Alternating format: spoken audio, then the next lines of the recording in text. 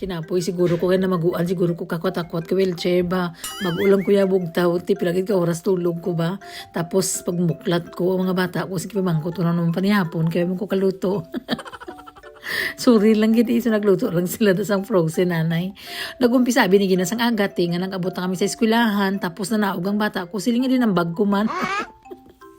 Ang bag na bilin man sa balay. So, since kalmado ang nanay, subong adlaw, nami ang utok ko, nagbalik lang ko sa balay nga wala sang reklamo. Kingkuha ko ang iya nga bag, tapos ng lipstick ko kay dulapsi, gawang auntie niya subong. So, today's Wednesday, hello mga tita and tito. So, di nyo naman ko mabalik naman kita to kay Lola. So, subong ang daw second week na pagpuli namon nga back to reality ang auntie nyo nga mag-look after isang aton nga lula nga puti. Subong adlaw nga Miyerkules. Kaya wala ko sang trabaho pa sa Miyerkules as I've said before nga sa Miyerkules gani is always Lola's Day lang gina na siya. So pag-abot ko dito, of course makapi-kapi anay ta kay mamumpisa naman ta katinikal sa aton nga bakasyon sa Pilipinas. Dugay-dugay gawan tinikal namon tiki namin man ang kadlaw-kadlaw niya. Ginpakita ko ang mga video namon na nagsakay-sakay sa motor sa Ferrari bila namon nga black. Pero tigitang lipay niya galantaw kay yesterday kay ate nga nagapuro panguyat sige ti wala ka mo mga seatbelt sa isip ko lang ti ikaw na ay kung namin buot mo seatbelt ti wala dira sila sa motor. Ulihin na gid ko na kabalo tita nga cancel galang iya nga date sang iya with friends sa hotel ba. So karon wala ko sang mahimo kundi pasundan ang tanan ng gusto niya. Ginahulat ko na siya oras maligo, ano oras siya maghulag. Perti gid siya kahinay naga-take time lang gid si ugangan sa buong adlaw. So finally naglampas ng alas 12 nakapaligo na siya. So ginhagad niya ko nga mapaniugto kuno kami kiti wala man siya sang date sa ibang nga tao kundi kami na lang nga duha. Pero deep inside of me nagadali man ako kay may laktan gani tani ko pero ti wala ta sang mahimo tita kay mo pa lang gani niya ang pagbalik kong off danay kami nga duha so ginlibre niya ko di sabit na may soup. First time yan nakasulod tita dira sa tindahan kundi nag-obra si Ate Celeste kahit isang una nagata ikawin lang kami permi so this time kay medyo hindi busy natruteklod ko nga dito nga wheelchair buang pranig konti siguro hindi ko napansin nga 1 month man wala nakatiklod-tiklod kaina tiklod hakwat so pagpuli ko sa balay maamo ko lang nga ginhawa.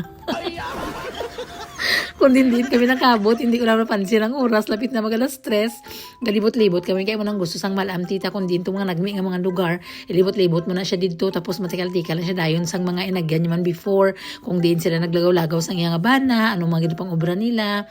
Nang tanan-tanan meron lang nga mga experiences before, ginapang sugid niya. So at least ako kapamati man lang ko, tapos tugnaw, pag hindi ko maintindihan, may hukson ko ang jacket ko, kay mabalas ko, balik ko na naman, tapos siguro ito yung panuhot ko sa bungad lang. Pagpuli ko pala sa balay, hindi lang hambal ko lang sa inyo gid nga igo ko lang igod kay matulugan pa. Pagkatapos ko balik sa iya sa higdaan tigimutahan ko anay sang oxygen para maka-charge gawang iya nga battery kay lubat gani gawa ang tawag namon sang oxygen sa iya is charger para i-charge ang battery niya kay lubat.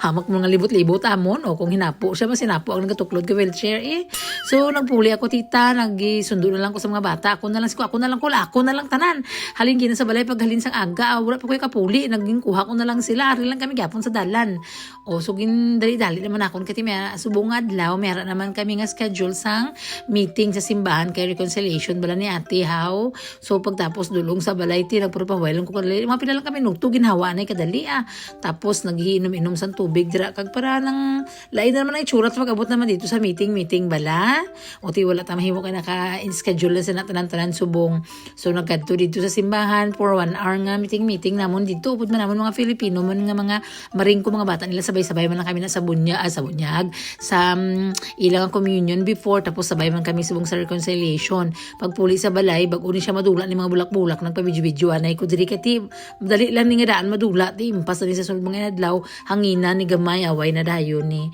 so amo lang ni narumduman ko nga moment kay pagkasulod ko sa balay way na tinaguragok na ko dayon nagadamgo ko nga tugnaw ko nang dapadapa ko ang bigat lang amo ni heater wala galigan dar til pinangakid ko sa isip ko way gaw pandar sa heater tugnaw at tulugan gali ko wala gali ko lawas ko parang uto ko pinangakig kung nabati alang guro lang pinangakig ko mga kig ng kursiyan ko sa akon ba